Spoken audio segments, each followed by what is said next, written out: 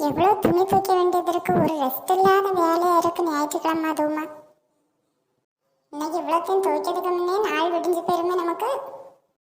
ஏட்டி மூத்தவள, ஏட்டி மூத்தவள, என்னம்மா ஏட்டி? அவ உனக்கு இளையவ தானேட்டி? என்ன அழகா வீடெல்லாம் தூத்து எடுத்து தொடச்சிட்டு இருக்கா. நீ போனையும் பார்த்துக்கிட்டு மறந்து கிடக்கா. ஏம்மா அவ படம் வச்சிட்டு இருக்காம்மா. இவ காலையில நடிச்சிட்டு நிக்கச்சிலே நான் நினைச்சேன் உன்கிட்ட அரப்பு வாங்கி தரதுக்கு தான் பிளான் போட்டுட்டு இருக்காங்க. ஏம்மா நீ கஷ்டப்படுவேன்னு சொல்லி தான் நான் அங்கே வீட்டில் உள்ள வேலையை செய்யேன். நான் இங்கே என்ன நடிச்சுட்டா நிற்கேன். அவளை தேவையில்லாமல் பேசான்ட்டான்னு சொல்லுமா, அப்புறம் நானே ஏதாவது பேசுவேன். நடிச்சாதட்டி உனக்கு பிளான் எல்லாம் எனக்கு தெரிய முட்டி. ஏட்டி மூத்தவள, அவ செய்யவளையும் இவ செய்ய விட மாட்டா. அந்த குட்டியை பத்தி தெரியாம இல்லாம நீ பேசிட்டு இருக்கா. எல்லாம் தெரிய முட்டி. நீ இப்ப என்ன கூட ஆத்துக்கு வந்து இந்த துணியெல்லாம் துவச்சு அது ஹெல்ப் பண்ணலையாக்கா? அதுக்கப்புறம் இருக்கு பாத்துக்கா. நினைச்சேன் பட்டி, நீ வீடு தொடச்சிட்டே நான் நினைச்சேன் நீ ஏதோ ஒரு பிளான் போட்டு வச்சிருக்கான்னு.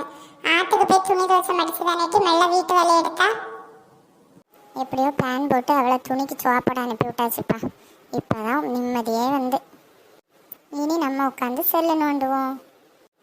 அப்போ நம்ம அக்காளுக்கு நிலைமை அங்கே எப்படி இருக்கும்? ஸ்க்ரீனில் நினச்சி பார்ப்போம். அப்போ தான் செம்ம ஜாலியாக இருக்கும். ஏட்டி மூத்தவளை, சும்மா நிற்காம மலமலான துணியெல்லாம் சாப்பிட்டு தான் அம்மா அளவி எடுக்கேன். இந்த குட்டி நல்லா பிளான் பண்ணி என்னை மாட்டி விட்டுச்சான்.